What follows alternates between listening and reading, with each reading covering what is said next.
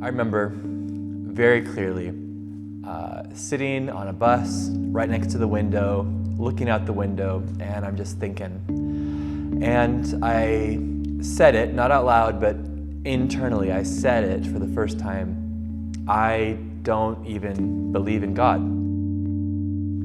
Hi, I'm Mike Neglia, and I'm the pastor at Calvary Cork.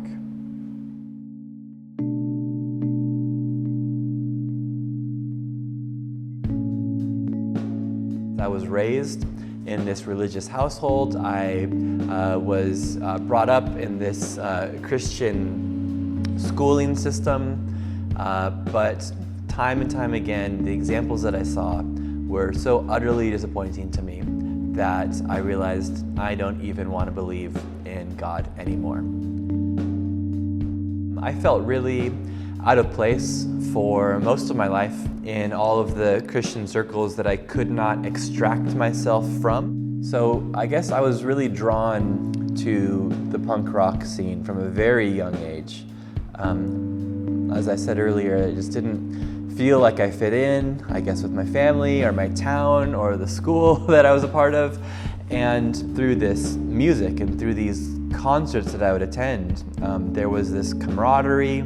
There is a sense of, none of us fit in out there, but when we're in here, we're nearly family. What became my religion, my substitute religion, I suppose, was something called vegan straight edge, which is not very popular in Ireland. It never really caught on here, but it was basically punk rockers who committed to abstain from drugs and alcohol and tobacco and meat products and dairy and eggs and honey and animal testing. And I suppose it was looking for a new source of identity, a new source of a moral compass, and a new sense of purpose in my life. As I was more and more involved in the punk rock scene, one of the people that would come to the shows that I would book was this guy, Seth. He liked the same kind of music that I did, but he had just a completely different way of looking at the world, of thinking about life than I did. Seth was a Christian. He had invited me to come along to his church for, I think, a while, and then eventually I started to come. So week after week I was going and listening in and seeing that the people that were going there were serious about the truthfulness of what they were reading and aiming with all of their life to live it out. And that was just so different than the Christianity that I saw, where it's just such a not even attempting to live up to the teachings of Jesus. But here were people that were saying, no, this is real, this is true, we're gonna live like it's real and live like it's true. So the time came when I had another talk in my head about God.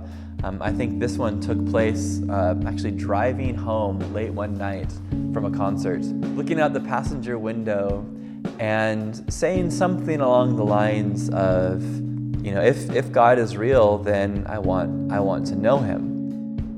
Someone pointed me towards a 2-year Bible college program that would help me to understand the Bible more and then could perhaps be useful in the future. So I studied for a 1.5 years in Southern California, where I was from, and then I transferred over for a semester in Germany. After I graduated, I was able to live a lifelong dream of mine, which was to hitchhike around Europe. And so I packed up my rucksack and stuck out my thumb. And I made it as far west as Cork, Ireland. There's a church in Cork.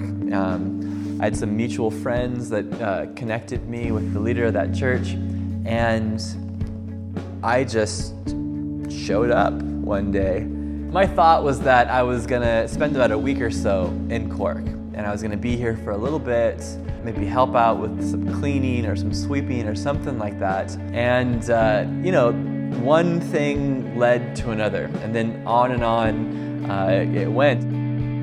I had a girlfriend in California, so I went back to California. We got married, and immediately afterwards, we came back here, and we've set up our roots as a married couple and eventually as a family here in Cork.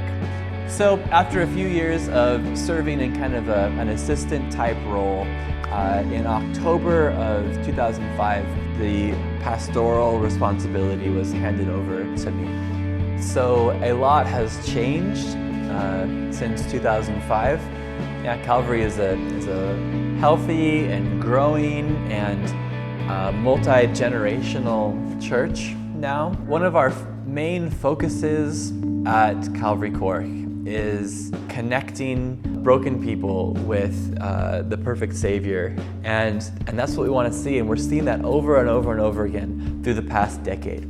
And to see lives change, like that's what we're all about, and to see it again and again and again, it's wonderful, and I'm so thankful to be a part of what's happening.